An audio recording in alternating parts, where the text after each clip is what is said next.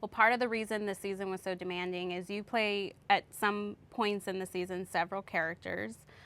We saw you inhabit Andy Warhol, Yeah. Charles Manson. Yeah. Um, what was that like, and did you find one to be more daunting than the other?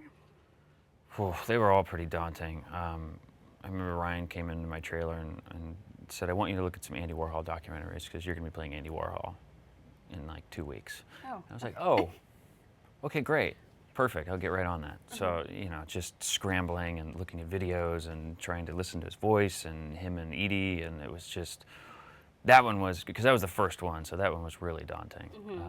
But it was also really fun, and I learned a lot about Andy Warhol, so it's very cool.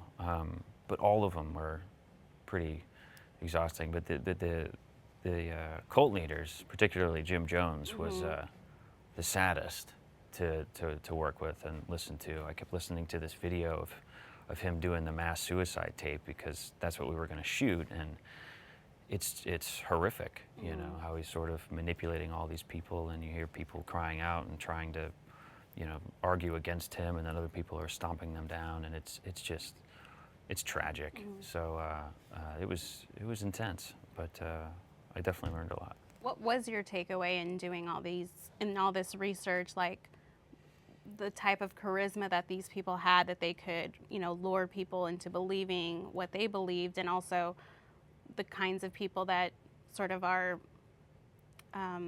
susceptible to sort of Yeah, I feeling think that way. you really want. I mean, people just want to be loved and included, and some people just don't want to, including myself sometimes. I just don't want to think about anything. I just want to believe. I want to follow somebody. I want them to show me the way, because it's just easier. So, that's the kind of people that get involved in this. And it's not, it's educated people. It's people who go to college. It's people who are very smart, but they just want to be included in something. And it's usually under the disguise of something that's very noble and is helping humanity.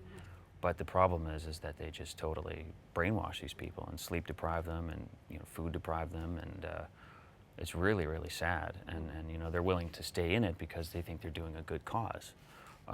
So it's sad, and it's happening right now as well, all over.